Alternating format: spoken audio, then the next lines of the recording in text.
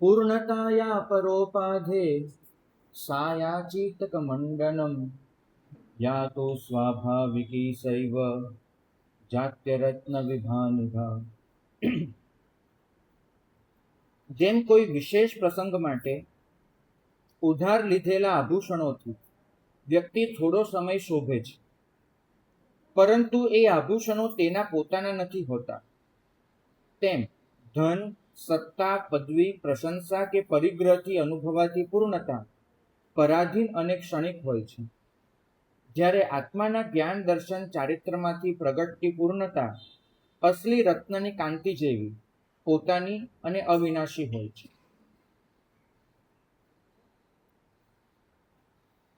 ભાગ્યશાળી, જીવનમાં બે પ્રશ્ન વારંવાર તમને પૂછાય છે. પહેલો પ્રશ્ન એ હોય છે કે તમારી પાસે શું છે, જેનો જવાબ તમે દર વખતે જુદો જુદો આપો છો, અને દર વખતે જુદો જુદો જવાબ આપી શકો એવી તમારી ક્ષમતા પણ છે. તમે કહો છો કે મારી પાસે ઘર છે, મારી પાસે વ્યવસાય છે, ધંધો છે, મારી પાસે શિક્ષણ છે, ડિગ્રી છે, મારી પાસે મારી એક પદ છે, મારી પ્રતિષ્ઠા છે, મારો પરિવાર છે. તો તમારી પાસે શું છે એના જવાબમાં તમે બહુ સ્પષ્ટ છો કે મારી પાસે આ છે. ફરક બીજા પ્રશ્નમાં આવે છે કે તમને એવું પૂછવામાં આવે કે આ બધું જ જે તમારી પાસે છે એને થોડીક વાર આપણે બાજુમાં મૂકી દઈએ, એને ભૂલી જઈએ, તો તમે કોણ છો એ પૂછવામાં આવે તો આનો જવાબ આપવામાં મન મૂંઝાઈ જાય છે, કેમ કે તમે શ્યોર નથી. તમે એક ઓળખાણ બનાવી છે તમારી પદવીને લીધે કે હું આ છું, એક ઓળખાણ બનાવી છે શિક્ષણને લીધે કે હું આ છું, એક ઓળખાણ બનાવી છે પ્રસિદ્ધિને લીધે કે હું આ છું. પણ જો આ બધું જ મૂકી દેવામાં આવે અને તમે કોણ છો એવું પૂછવામાં આવે તો ગોખેલો જવાબ તમે આપી દેશો કે હું આત્મા છું. પણ અનુભવેલો જવાબ, તમારી અંદરથી ઉગતો જવાબ, તમને પોતાને સ્વીકાર્ય હોય એવો જવાબ, તમને કોઈએ ન શીખવાડેલો, તમે ન વાંચેલો જવાબ, બહુ મન મૂંઝાઈ જાય છે. ભાગ્યશાળી કારણ એક જ છે મૂંઝાઈ જવાનું. પોતાની પાસે શું છે એ સમજવામાં એટલો બધો ટાઈમ જતો રહે છે કે પોતે કોણ છે એ સમજવાનો ટાઈમ જ નથી બચતો. તમે તમારી ઓળખને તમારી આસપાસ રહેલી વસ્તુઓ સાથે એવી તો જોડી દીધી છે કે વસ્તુ અને વ્યક્તિ બે વચ્ચેનો ભેદ જ ભૂસાઈ ગયો છે. વ્યક્તિ એવું માની બેઠો છે કે આ બધું છે તો હું છું. ભાગ્યશાળી, ખરેખર પૂછવું છે, તમે જે ઘરમાં રહો છો એ ઘરમાંથી આજે જ તમારે નીકળી જવું પડે તો નથી થવાનું.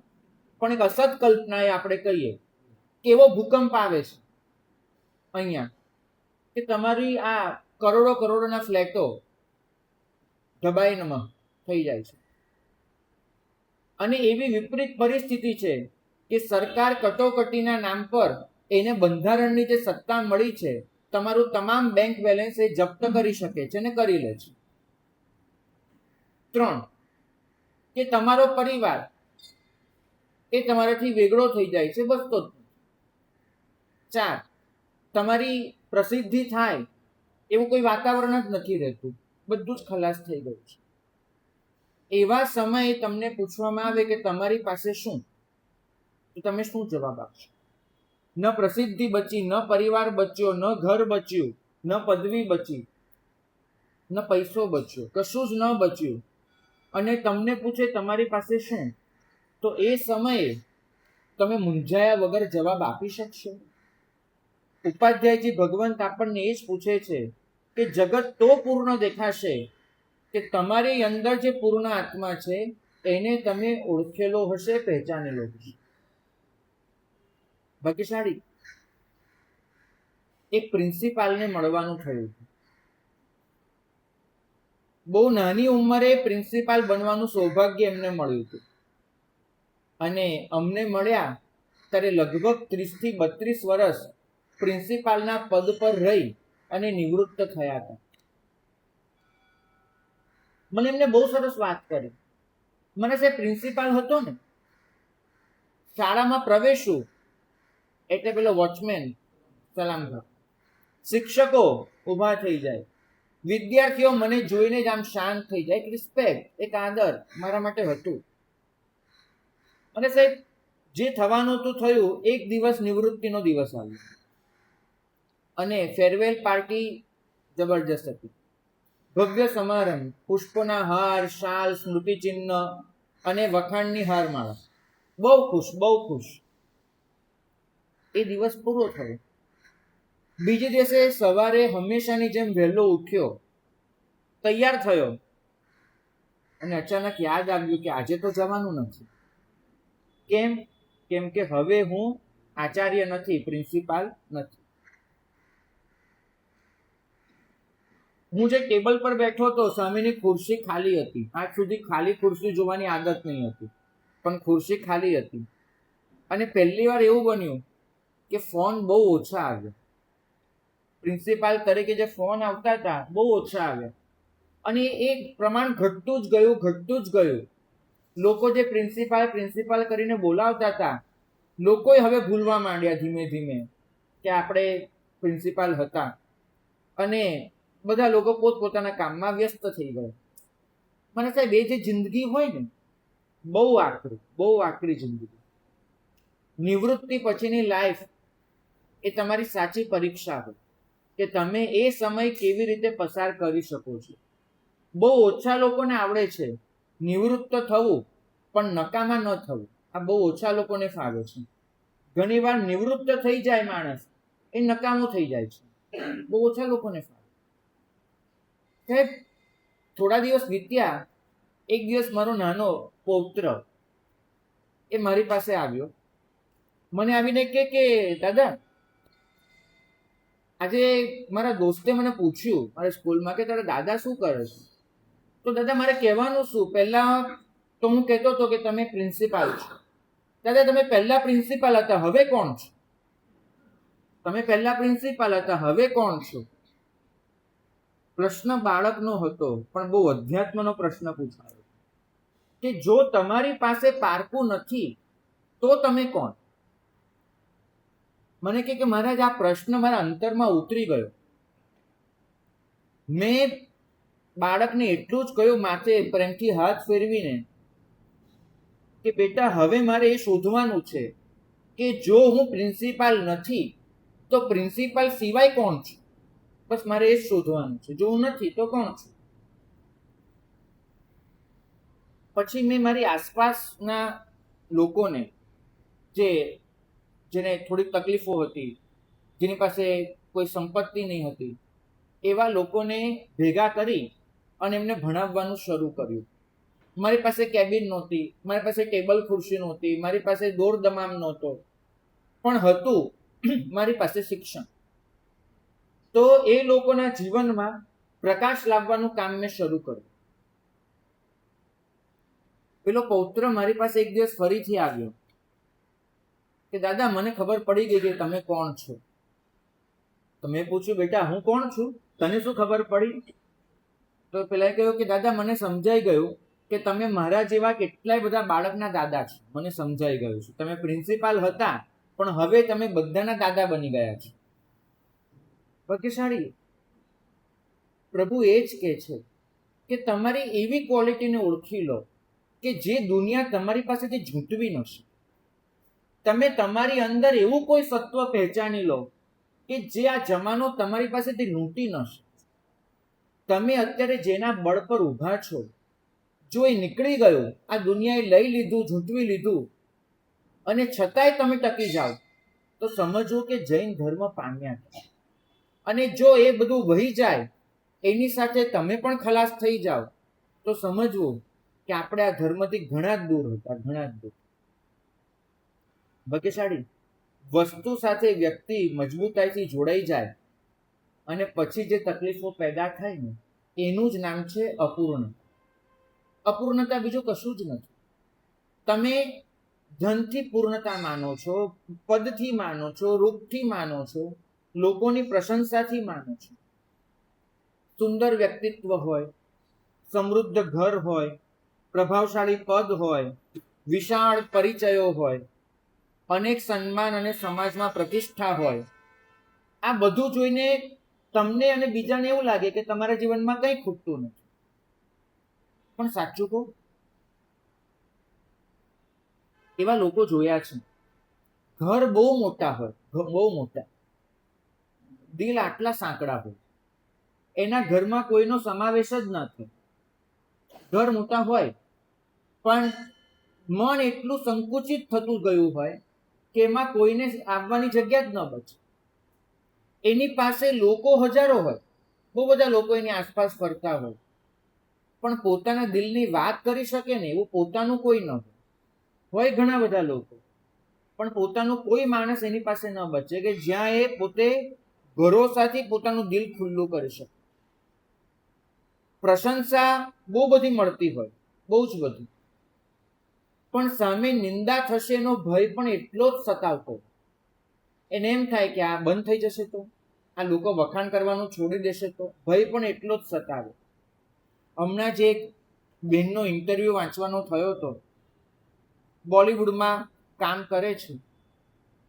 એને પૂછવામાં આવ્યું કે આટલી બધી ચમક દમક, આટલો પૈસો અને ગમે ત્યારે ગમે તે ખરીદી શકવાની તાકાત, આ બધાની વચ્ચે તમે શું ફીલ કરો છો?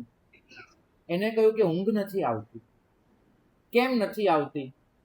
તો કે ઇન્સ્ટા પર 11.5 લાખ ફોલોઅર્સ છે, પણ એમાંથી 2-3 હજાર ઓછા થઈ જાય ને તો એમ થાય છે કે કેમ થયું, શું થયું, સતત એ જ ચિંતા રહે છે. તમે વિચારો કે તમે લાઇક્સ, કોમેન્ટ્સ અને એ બધાને કેટલા આદી થઈ ગયા. આને જ કહેવાય અપૂર્ણતા. તમારે તમારી જિંદગી માટે સતત બીજા તરફ નજર દોડાવવી પડે, એ જ અપૂર્ણ. ભાગ્યશાળી સફળતા મળે છે તમને લોકોને, પણ એ સફળતા ગુમાવી દેવાની ચિંતા એનાથી વધારે મળે છે કે મને સફળતા તો મળી ગઈ પણ ગુમાવી દઈશ તો. ઉપાધ્યાયજી મહારાજ આપણને સમજાવે છે, એક સરસ સેન્ટેન્સ એમને વાપર્યું છે, એક ઓળખાણ આપી છે આવી તમામ ચમક દમક માટે. એમને કીધું કે ઉછીના આભૂષણ, ઉધાર લાવેલા આભૂષણ.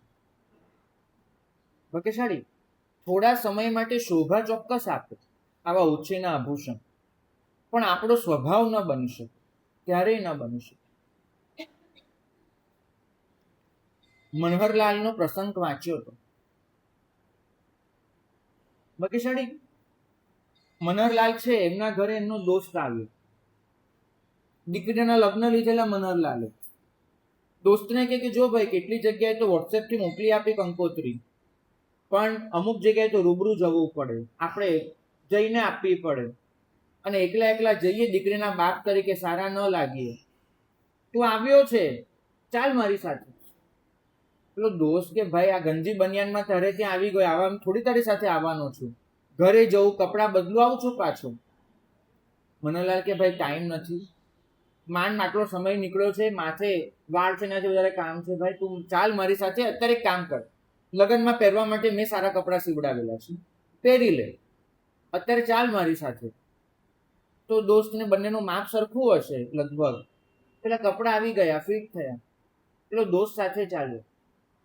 મનહરલાલ પોતાના કપડામાં, દોસ્ત લગ્નના કપડામાં, તો દીકરીનો બાપ કોણ દેખાય? બહુ સ્વાભાવિક છે. તો પેલો દીકરીનો બાપ છે, દોસ્ત જેવો, એટલે દોસ્ત છે દીકરીનો બાપ લાગે, વટ એનો પડે, અને ક્યાંય પણ જઈને ઊભા રહે તો બધાનું ધ્યાન છે પેલા તરફ જ વધારે ખેંચાય. એટલે મનહરલાલને લાગી આવ્યું કે આ તો યાર મેં મોટી ભૂલ કરી દીધી. એને પેલાને કહ્યું કે બધા ધ્યાન તો તારી તરફ જ આપે છે. પેલો કે પણ મારો શું વાંક, હું તો તને કહેતો તો ઘરે જઈને પહેરી લાવ, તે મને પહેરાવડાય. તો કે કાંઈ નહીં. એ ઘરે ગયા, બેઠા, અને સ્વાભાવિક બનવાનું તો એ જ બન્યું, બધાનું ધ્યાન પેલા કપડા તરફ ખેંચાયા કરે, લગ્નના કપડા તરફ. કે મનહરલાલ છે એને કીધું કે જુઓ, મારે તમને ખાલી એક વસ્તુ કહેવી છે કે આને જે કપડાં પહેર્યા છે ને એ મારા કપડાં છે, બસ એટલું. કે આને જે કપડાં પહેર્યા છે, આપણે બીજી બધી વાત કરીએ આગળ, પણ આને જે કપડાં પહેર્યા છે ને એ મારા કપડાં છે. બહાર નીકળ્યા પેલો કે ભાઈ તને કઈ ખબર પડે? મને આ કઈ રીત છે? તું મને આવી રીતે બધાની સામે એમ કે આ કપડાં મારા પહેર્યા, મારી બી કોઈ ઇજ્જત હોય, તારી સાથે આવું આ બધું કરું, આ કઈ વાત છે તારી? મને કે કાન પકડી, મારાથી રહેવાયું નહીં. આ બધા તારી સામે જુએ ને મને અંદરથી પેલું થતું હતું, રહેવાયું નહીં. ઠીક છે હું નહીં બોલું 100% નહીં બોલું. બીજા ઘરે ગયા, બનવાનું તો એ જ બન્યું, પણ હવે ના પાડી છે નથી બોલવાનું. મનોલાલ કે જો ભાઈ ખાલી એક વાત કરવાની, આ જે કપડાં છે ને એના વિશે મારે કંઈ બોલવાનું નથી. તમે વિચારો, આ જે કપડાં છે એના વિશે મારે કંઈ જ બોલવાનું નથી. પેલો દોસ્ત કે બહાર નીકળીને કે તું આવું બોલે એનો અર્થ શું થાય? ભાગ્યશાળી, કંઈક સમજ આવું ન ચાલે. સારું, નહીં બોલું. ત્રીજા ઘરે ગયો, ફરીથી એનું એ, ભાઈ મારે એક વાત કરવી છે. શું કરવી છે? તો કે બસ આને જે કપડાં પહેર્યા છે ને મારા નથી, બસ મારે એટલું જ કહેવું છે. હવે ચોખવટ તમે કરવા જાઓ અગે નહીં થવાનું. શાસ્ત્રકાર ભગવાન તો એટલું જ કહે છે કે ઉછીના આભૂષણ એ ક્યારેય તમને એ સંતોષ નહીં આપે કે તમે તમારું પહેર્યું છે. ગમે ત્યારે તમારે શરમમાં મુકાવવું જ પડશે, એ નક્કી માનજો. ભાગ્યશાળી, આત્મામાં જ્યારે પોતાના જ્ઞાન દર્શન ચારિત્રની કાંતિ પ્રગટે ને એના જેવી ચમક બીજી એક પણ નથી. ઉપાધ્યાયજી મહારાજે ચમકને ઓળખાવી છે જાત્ય રત્ન વિભાનિભા. એક સાચું રત્ન અને કાચનો ટુકડો બે પડ્યા છે. કાચના ટુકડાની બાજુમાં જાસૂદનું ફૂલ મૂક્યું છે અને જાસૂદનો રંગ પેલા કાચના ટુકડામાં ઝીલાય છે અને કાચ એક મસ્ત ગુલાબી રંગનો લાગે છે. અને બાજુમાં સાચો માણેક પડ્યો છે, રૂબી. અને એ રૂબી એ પોતાની ચમકથી દીપે છે. બંનેમાંથી કોની કિંમત વધી જશે? રૂબી. બહુ સ્વાભાવિક છે, કેમ કે પેલું ફૂલ ખસેડી લીધું, કાચ બનીને ઉભો રહી જવાનો છે. આ જ વસ્તુ આપણી સાથે થઈ રહી છે. તમે છો કાચ જેવા નિર્મળ, કેમ કે તમારું આત્મદ્રવ્ય એટલું નિર્મળ છે, પણ એ નિર્મળ આત્મામાં પૂતગલની ચમક જે ડોકાય છે, એ પૂતગલની ચમકને તમે તમારી ચમક ગણી રહ્યા છો. પૂતગલના રંગને તમે તમારો રંગ ગણી રહ્યા છો. ભાગ્યશાળી, આને જ કહેવાય છે ઉપાધિ. ઉપાધિનો મતલબ છે કે મૂળ વસ્તુ એ પોતાનો રંગ છોડી બીજાનો રંગ ધારણ કરી. તમારું આત્મદ્રવ્ય પોતાની અંદર આટલી વસ્તુ લઈને બેઠું છે, પણ તમે નથી સમજતા તો તમારે કેટલીક વાક્યો રોજે બોલવાની ટેવ પાડવી પડે. મકાન મારું છે પણ હું મકાન નથી. સંપત્તિ મારી છે પણ હું સંપત્તિ નથી. સંબંધો મારા છે પણ હું સંબંધ નથી. ભાગ્યશાળી, આ વાક્યો બોલવા બહુ અઘરા લાગશે કે આ શું રમત કરી રહ્યા છે, પણ એટલું ધ્યાન રાખવાનું કે તમને તમારા મનને ટેવ પાડવાની છે કે જે વસ્તુ સાથે મારું શબ્દ લગાડાય એ હું કેવી રીતે હોઈ શકું. મારું વ્યક્તિત્વ એ આ વસ્તુથી અલગ છે. જે મારું છે તેને હું માની લેવાની ભૂલ હું નહીં કરું. ઉધારનું ઘરેણું ગમે તેટલું સુંદર હોઈ શકે પણ એ તમારું નથી. બસ આટલું યાદ રાખજો.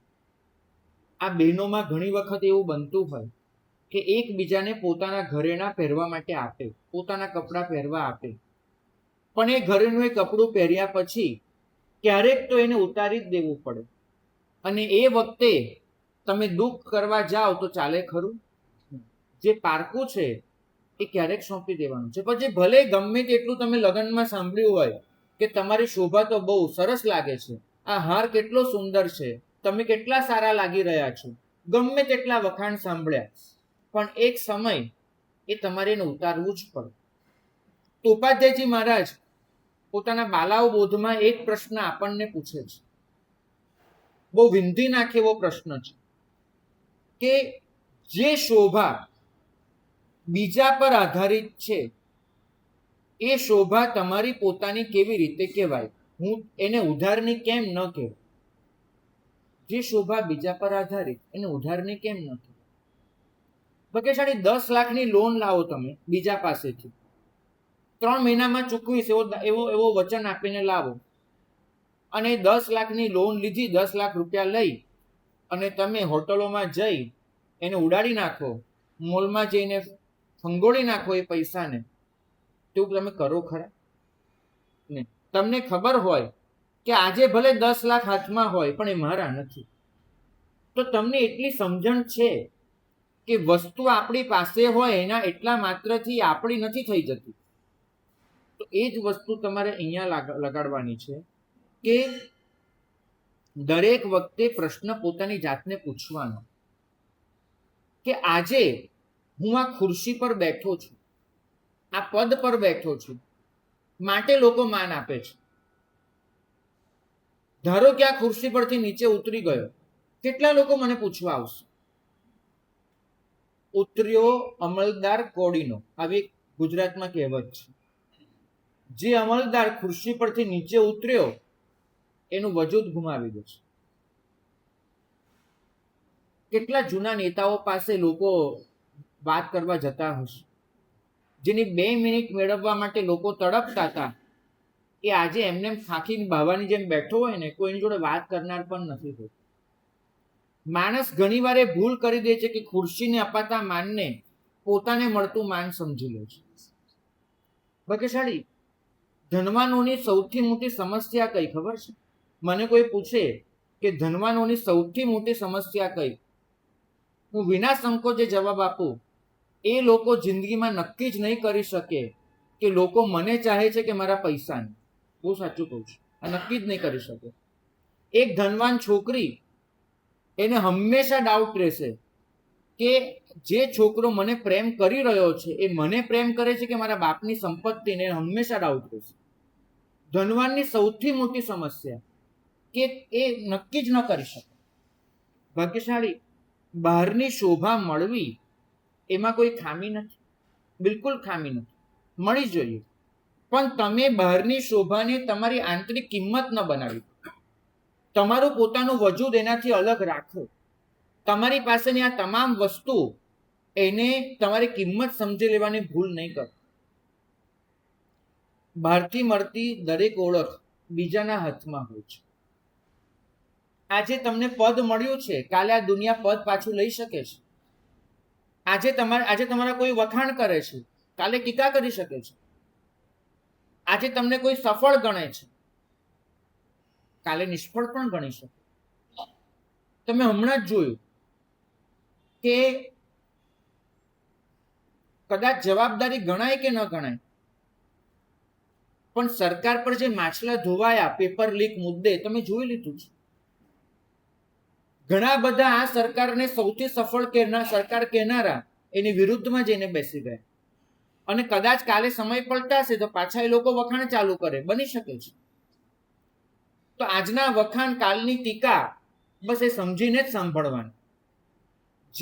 જે સમાજ આજે તમને સ્વીકારે છે કાલે અવગણી શકે છે, આજે જે અવગણે છે કાલે સ્વીકારી શકે છે. સોશિયલ મીડિયા આજે તમને ઉચકી લે છે, કાલે એટલું જ ઝડપથી નીચે પછાડી શકે છે, અને પરમ દિવસે પાછા ફૂલાવી શકે છે. ભાગ્યશાળી એટલું શીખવાનું કે કોઈ ગમે તેટલી હવા ભરે, આપણો ફુગ્ગો ફૂલી ન જવો જોઈએ.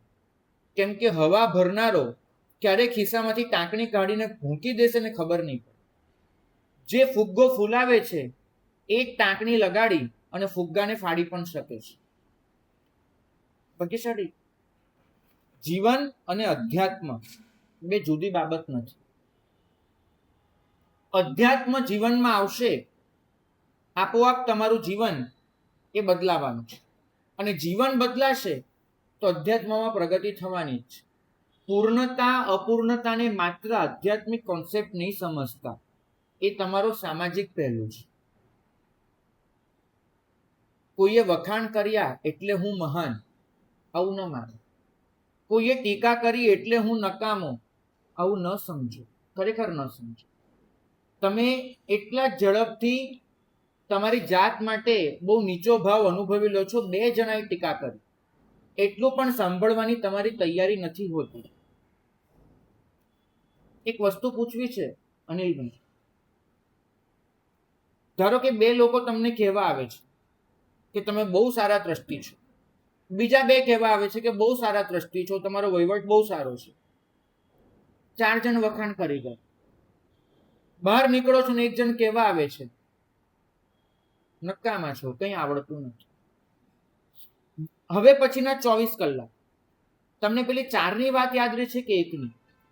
વધારે મનમાં કયું યાદ આવે છે? 4 જણના વખાણ કે 1 જણે તમારો કરેલો તિરસ્કાર? શું એ વધારે યાદ આવે છે? 1 જણ. કેમ? કેમ કે તમારું મન નેગેટિવિટી તરફ વધારે ઝૂકી રહ્યું છે. તમારું મન નેગેટિવને હંમેશા વધારે સ્વીકારે છે. આ વસ્તુને તમારે બદલવી પડે. તમે તમારા મનને ઘણું જ બધું બીજા પર આધારિત રાખ્યું છે. મને ખબર છે, અમે લોકો વ્યાખ્યાન વાંચવા બેસીએ, કેટલીક વખત એવું બને બહુ સારો પદાર્થ પીરસીએ, લોકોનો રિસ્પોન્સ સાવ પથ્થર જેવો હોય. બની શકે કોઈ તમને કશું કહેવા જ ન આવે કે આ મુદ્દો સારો હતો, આમ સારો હતો, કોઈ તમને ન કહેવા. અને બની શકે કે કોઈ વાર તમે સામાન્ય પણ વાત કરી હોય, લોકો એને ઉચકી લે, લોકો તમને એમ કે મારા સાહેબે શું પદાર્થ કીધું. એ વખતે જો અમે અપ ને ડાઉન ફીલ કરીએ તો અમે સારું વ્યાખ્યાન જ ન આપી શકીએ. અમારે તો એક જ વસ્તુ જોવાની હોય કે મારે મારું બેસ્ટ આપી દેવું છે. પછી લોકો એને વખાણે કે ન વખાણે, મારે એની સાથે નિસ્બત નથી રાખવાની. ભાગ્યશાળી હંમેશા એવું બનતું રહ્યું છે કે મેં મારી જાતની કિંમત તમારા આધારે નક્કી કરી છે. અમે જ્યારે વ્યાખ્યાન આપવા આવીએ, અમારા ગુરુઓ અમને એટલું જ કહે કે લોકો માટે ન વાંચતો, પ્રભુ માટે વાંચજે તો સારું વ્યાખ્યાન વાંચી શકીશ. કારણ કે લોકો તારીફ કરે કે ન કરે, તારે એના માટે તારું વ્યાખ્યાન નથી રાખવાનું. દુનિયા તો એવી છે કે તમને ઉચકે પણ ખરી, નીચે પછાડે પણ ખરી. બની શકે. તમારે હંમેશા તમારી જાતને પેલા કઠેડામાં ઊભી નથી કરી દેવાની. લોકો તમને જજ કરે એનાથી તમારે તમારી જિંદગી નક્કી નથી કરવાની. ભાગ્યશાળી તમે મૂળથી એટલા અસલી બનો, ઉત્તમ બનો, શુદ્ધ રત્ન બનો કે તમારે તમારી જાહેરાત કરવા જવું ન પડે. આજે અમારી સૌથી મોટી તકલીફ એક થઈ ગઈ છે કે અમારો પ્રચાર પણ અમે જ કરીએ છીએ. વિચારો, ખુદનો પ્રચાર કરવા અમે ઉતરી જઈએ અને અમે જેમાં રસ લઈએ એનાથી મોટી કમનસીબી કઈ? ઉદાહરણો તો ઘણા સારા મળે છે કે ફૂલ પોતાની સુગંધ જાતે ફેલાવતું હોય છે અને કહેવા નથી જવું પડતું. રત્નની કિંમત બધા જાતે સમજતા હોય છે, નથી કહેવું પડતું. પણ કેટલીક વાર આનાથી ઊંધી પરિસ્થિતિ પણ જોઈ છે.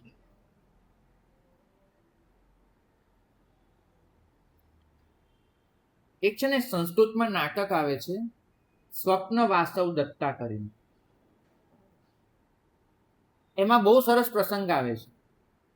વાસવ દત્તા પોતે ચંડ પ્રદ્યોતની દીકરી. ચંડ પ્રદ્યોતને બધા દીકરા જ હતા, દીકરી એક જ.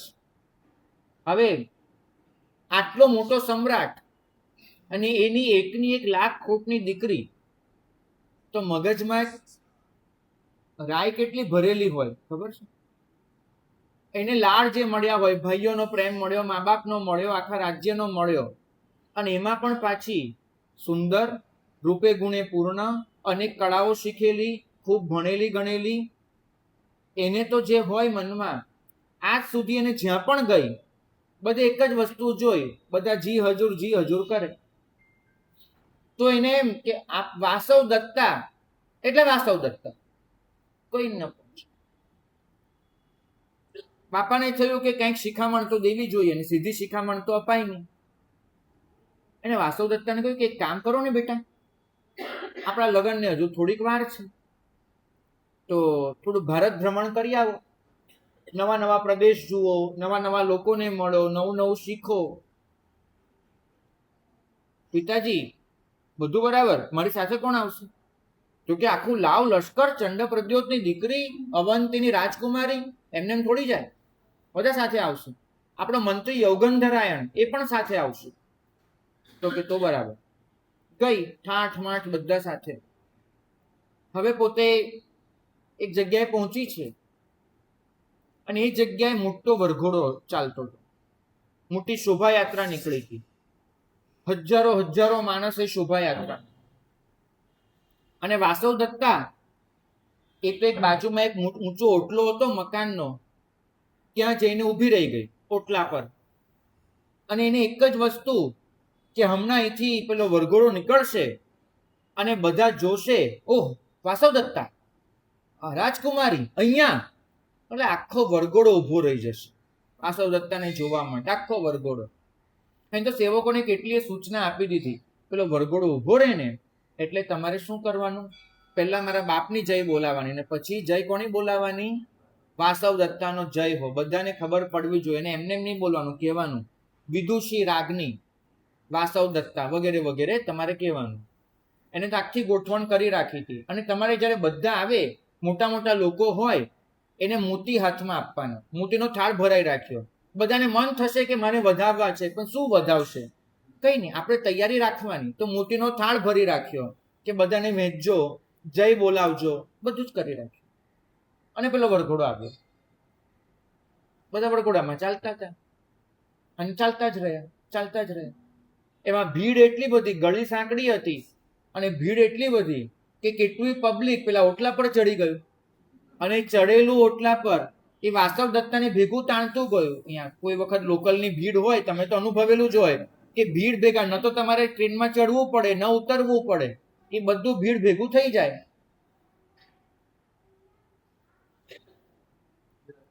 તો વાસવ દત્તા એ પેલી ભીડમાં ક્યાંય તણાઈ ગઈ. આ તો સારું સૈનિકો હતા, માંડ એ ભીડમાંથી એને બહાર કાઢી. હવે છે ને શ્રીમંતોના દીકરાને આમ ઘણું આવડતું હોય, આમ કશું જ ન આવડતું હોય. એક સાયકલની ચેન ઉતરી જાય ને તો મૂળું લટકાને બેસી જાય, ચેન ચડાવતા ન આવડે એ લોકોને, કારણ કે શીખ્યા જ ન હોય કશું એ લોકો જિંદગીમાં. એક આવડે એમને ખાલી ફોન કરતા, એ સિવાય કંઈ જ ન આવડે.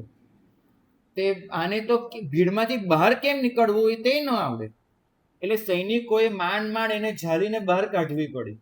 અને બહાર નીકળી, વાળ તો બધા વિખાઈ ગયા હતા, પેલી લટકણો થઈ ગયો હોય, પરસેવો બાજી ગયો હોય, ધૂળ થઈ ગયું હોય, કપડાં વિખરાઈ ગયા હોય, અને એ જે એનો દેદાર થઈ ગયો હતો.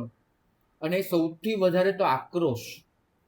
તમારી નોંધ કોઈ ન લે, તમે મોતીના થાળ ભરાઈને ઊભા હો અને તમારી નોંધ કોઈ ન લે અને આમ ભીડમાં તમે ફંગોળાઈ જાઓ, આ તો કેમ ચાલે ભાઈ? એની યોગંધરાયણને કહ્યું, મારા બાપાને કહો આજે ને આજે નગર પર ચડાઈ કરે, આ લોકોને એમની ઓકાત દેખાડે. યોગંધરાયણ કે મને તમારા બાપાએ એટલે જ સાથે મોકલ્યો છે. આ જ બધું. દેવીજી એટલું યાદ રાખજો, આ તો તમે છો. કદાચ અહીંયા સ્વર્ગનો ઇન્દ્ર ઉતરી આવે ને, અને લોકો જો ઇન્દ્રને ઓળખતા ન હોય તો એની દશા પણ આ જ કરે, બીજું કંઈ જ નથી. તમારી કોઈ ઓળખાણ નથી હોતી, તમારી ઓળખાણની ઓળખાણ હોય છે, બસ એટલું યાદ રાખજો. બાકી તો ઇન્દ્રની પણ આ જ દશા થવાની જો એને લોકો ઓળખતા ન હોય.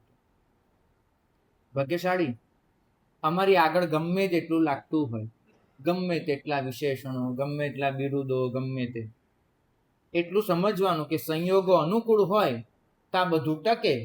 સંયોગો પૂરા થયા, બધું પ્રતિકૂળ બન્યું, એટલે આ બધું જ હવાની જેમ વિલાઈ જાય. આત્મિક રત્નની કાંતિ એ ક્યારેય વિલાતી નથી. દોર દમામ માટે ખૂબ પ્રયત્ન કરવો પડે છે, ખૂબ. એક વખત તમે એક સ્ટેજ પર પહોંચ્યા પછી ટકી રહેવા માટે એટલી જ મહેનત કરવી પડે છે. ભાગ્યશાળી બહારની ચમક પ્રકાશ માંગે છે, અંદરનું રત્ન અંધારામાં પણ પોતાની ઓળખ જાળવી રાખે છે. તમે કઈ કારમાં ફરો છો, કઈ સંસ્થામાં અભ્યાસ કર્યો છે, કયો વ્યવસાય છે, ક્યાં રહો છો, કેટલા ફોલોઅર્સ છે, કેવા કપડાં પહેરો છો, કોની સાથે ઓળખાણ છે, કેટલા સન્માન મળ્યા છે, આ બધા જ પ્રશ્નોનું કોઈ વ્યવહારિક મૂલ્ય હશે? ના, નથી. તમારું શિક્ષણ, તમારો વ્યવસાય, તમારા બ્રાન્ડેડ બધી વસ્તુઓ, તમારા સંબંધો, આ બધું જીવનને સમૃદ્ધ બનાવે, બિલકુલ સાર્થક ન બનાવે. સમૃદ્ધ બનવું અને સાર્થક થવું એમાં મોટો તફાવત છે. સમૃદ્ધિ તમારી એ બહારના સાધનો પર આધારિત છે. સાર્થકતા એ અંદરથી સાંપડે છે. ભાગ્યશાળી પદ જાય, જવાબદારી ન છૂટવી જોઈએ. તમે જવાબદાર બની રહો. લેબલને તમારી ઓળખાણ ભલે બનતી, તમારું સ્વરૂપ ન બની જવા. લેબલ સિવાય પણ તમારું કોઈક અસ્તિત્વ ટકાવી રાખો. એમ ન કહો કે હું આ કાર્ય કરું છું, એમ કહો કે આ કાર્ય કરું છું એનાથી મારી કોઈક ઓળખાણ છે.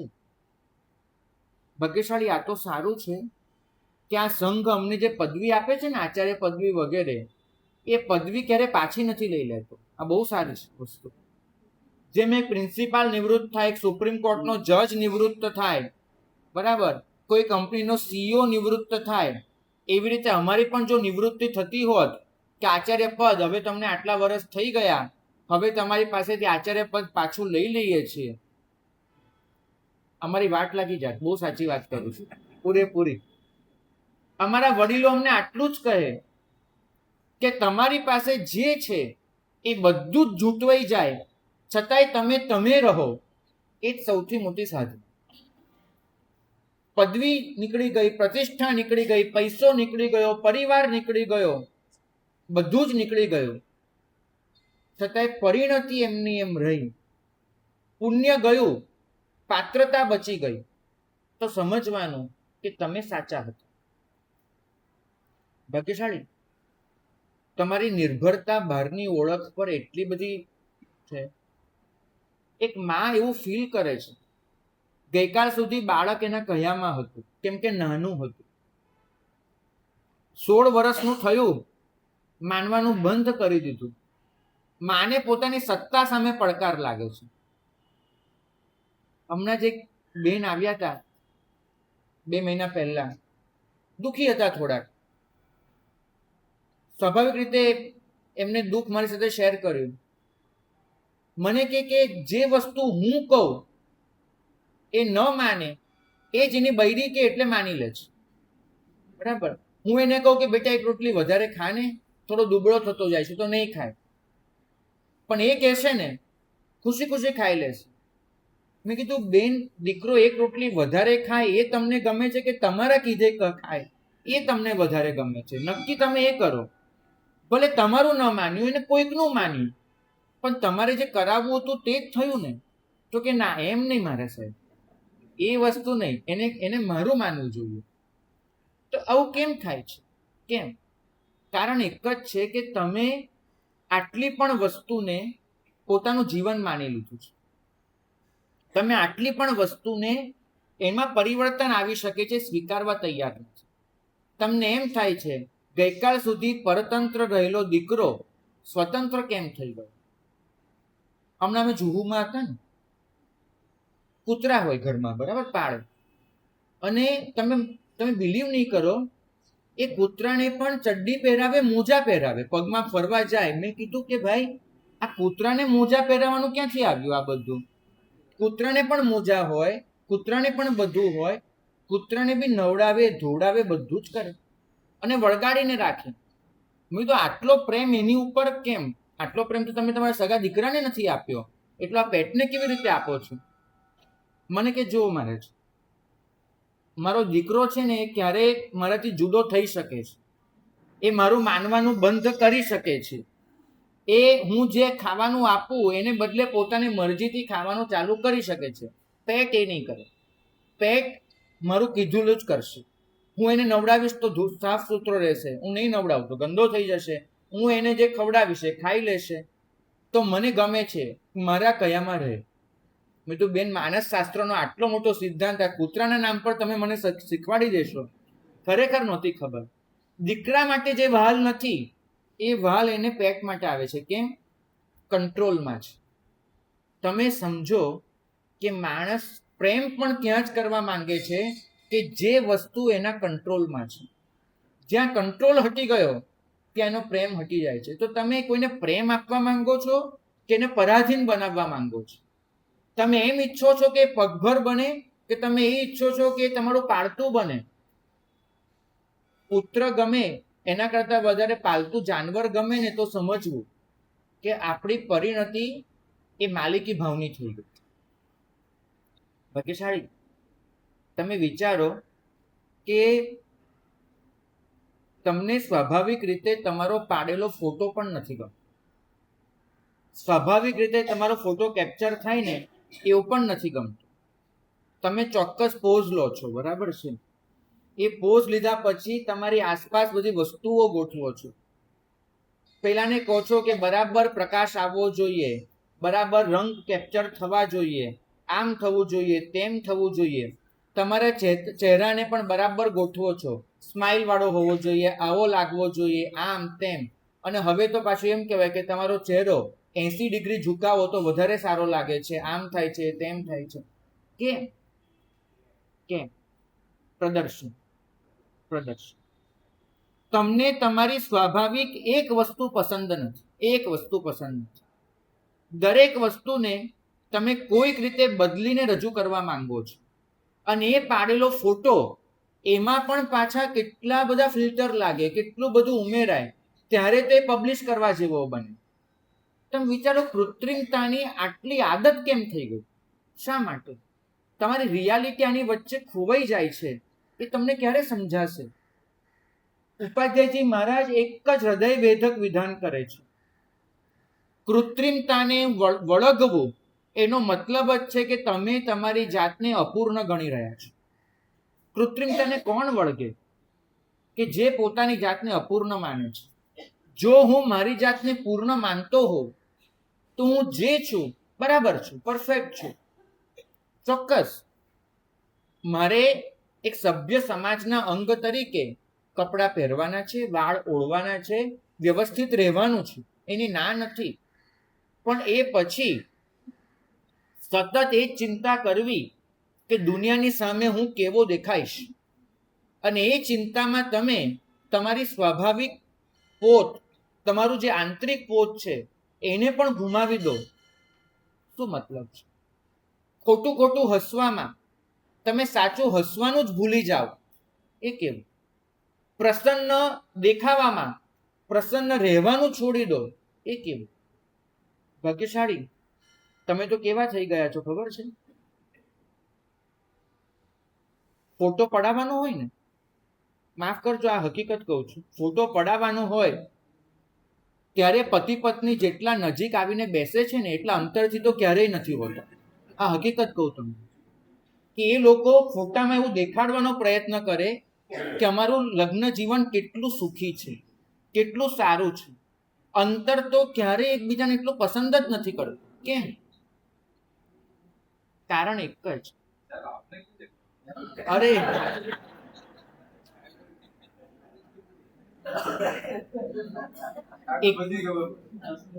એક જ કારણ છે, એક જ કારણ.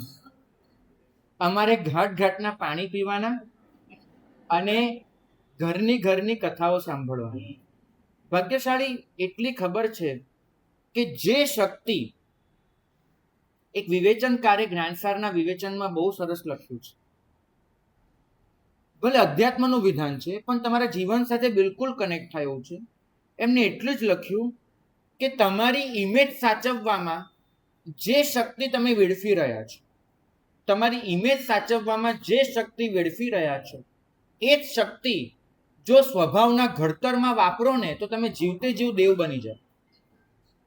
ઇમેજ સાચવવામાં એટલી શક્તિ વેડફાઈ જાય છે, એ જ શક્તિ સ્વભાવના ઘડતરમાં નથી વપરાતી, સ્વરૂપની શોધમાં નથી વપરાતી, સ્વાભાવિક પોતાની અંદરનું જે પોત છે એના ડેવલપમેન્ટમાં નથી વપરાતી. ભાગ્યશાળી સ્વાભાવિક પૂર્ણતા તમને જાહેર જીવન છોડવાનું નથી કહેતી, ક્યાંય નથી કહેતી કે તમે જાહેર જીવન છોડી દો. એટલું જ કહે છે કે દુનિયા સામે તમે જે છો અને એકાંતમાં જે છો એ બંને વચ્ચેનું અંતર બહુ વધવા ન દો. બંને વચ્ચેની ખાઈ બહુ ઊંડી ન થવા દો. એક તમે દુનિયા સામે છો, એક તમે એકાંતમાં છો. આ બે જીવન વચ્ચે એટલો મોટો ફરક છે કે જેને કલ્પના ન કરી શકાય. તમને ખબર છે, એક યશો વિજય સુરી મહારાજ, ભક્તિ યોગાચાર્ય, એમની પાસે હું બેઠો હતો અને એક ભાઈ આવ્યા. સ્વાભાવિક રીતે એમને પોતાની ઓળખાણ એ રીતે આપવાની આદત હશે, તો એમને આ રીતે ઓળખાણ આપી કે બીજેપીમાં આની સાથે મારે સંબંધ છે, આને ઓળખું છું, આ સંસ્થાના પ્રમુખ, એની સાથે મારે દર અઠવાડિયે એકવાર તો વાત થાય જ. તો બહુ બધી રીતે એમને પોતાની વાત કરી. હા, વચ્ચે વચ્ચે કહેતા જાય સાહેબ શાસનનું કંઈ પણ કામ હોય એ આપ મને કહી શકો એટલે આ બધી વાત કરું છું. પણ એનો સૂર એ હતો જે છેલ્લા વાક્યમાં વ્યક્ત થયો કે મને આટલા બધા લોકો ઓળખે છે, મારે આટલા બધા સાથે ઓળખાણ છે. ભક્તિ યોગાચાર્ય ભગવાન છે ને, એમની પોતાની એક વસ્તુ છે. સદગુરુ છે, મેં હમણાં કહ્યું એમ, એ ટાંકણી લઈને બેસે અને તમે બહુ મોટો ફુગ્ગો ફૂલાવો ને તો ટાંકણી ક્યાંક મૂકી દે, ક્યાંક લગાડી દે. તમે પેલા ભાઈને એટલું પૂછ્યું કે તમે તમને ઓળખો છો? બસ મારે આટલું પૂછવું છે. તમે તમને ઓળખો છો?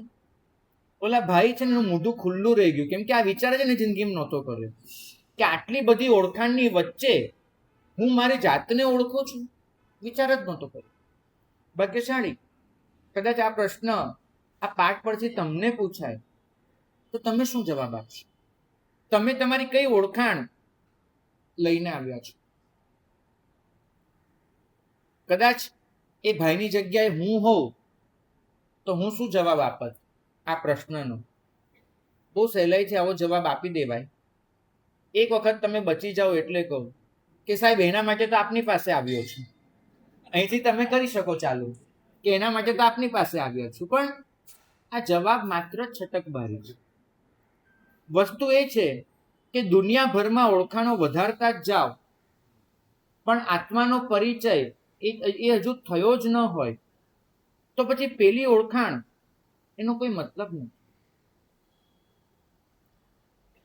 તમને અમારા એક મહારાજ સાહેબ હતા, એને બહુ સરસ ઉદાહરણ આપ્યું હતું. એ કે છે કોઈ વ્યક્તિ મોબાઈલમાં પોતાનો જ નંબર ડાયલ કરે ને તો હંમેશા શું બોલાય ખબર છે?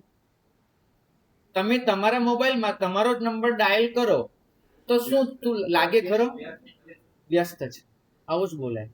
મને કે અધ્યાત્મમાં આવું જ નથી થઈ ગયું. આ બધા પોતાનો જ નંબર ડાયલ કરવા જાય છે ને અંતર સાથેનો, કે મારે મારો જ નંબર ડાયલ કરવો છે, મારે મારી સાથે જ વાત કરવી છે, ત્યારે અંદરથી એવો જ જવાબ આવે છે, વ્યસ્ત છે. એ ક્યારે ઉપલબ્ધ જ નથી હોતા. એ પોતાની જાત સાથે વાત કરતી વખતે તદ્દન વ્યસ્ત હોય, નોટ રીચેબલ. એ ક્યારેય હાથમાં નહીં. ભાગ્યશાળી.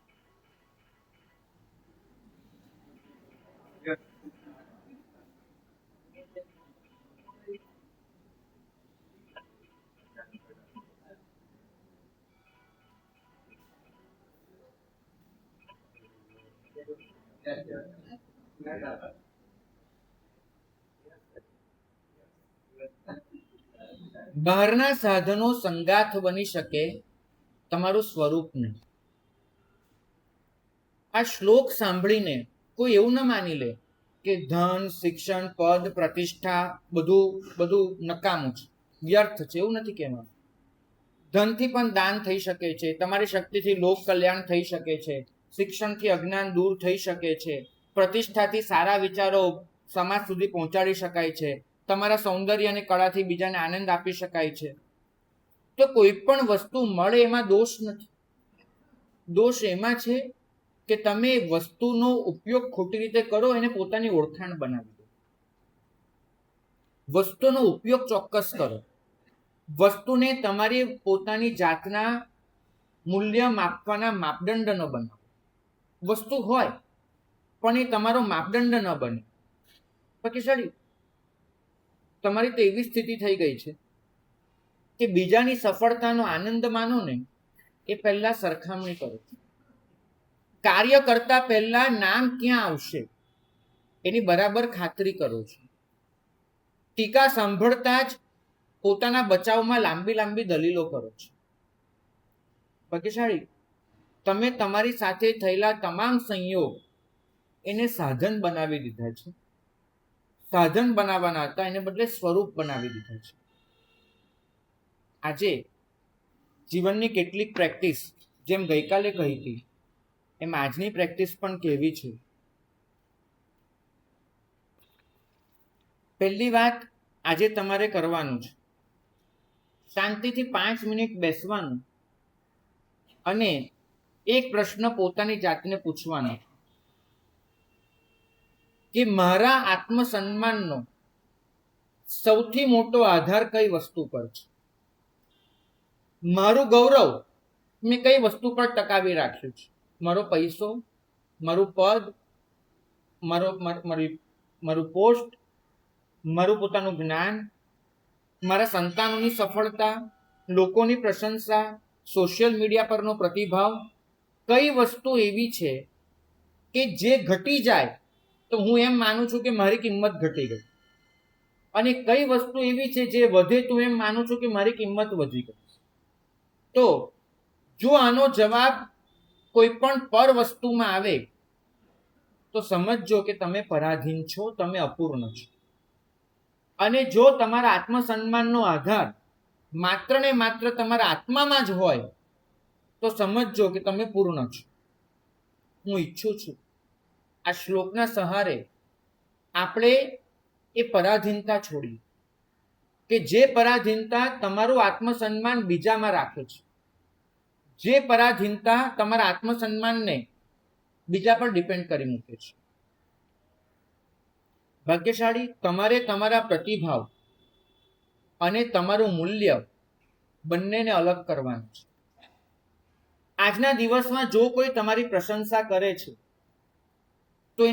તો મનમાં એટલું વિચારવાનું કે આ પ્રશંસા મારા કાર્યની છે, મારા ગુણની છે, મારું અસ્તિત્વ એ આનાથી અલગ છે. જો કોઈ ટીકા કરે છે તો એટલું વિચારવાનું કે અહીં સુધારવા જેવું હોઈ શકે છે, પણ આ દોષ એ મારું સંપૂર્ણ સ્વરૂપ નથી.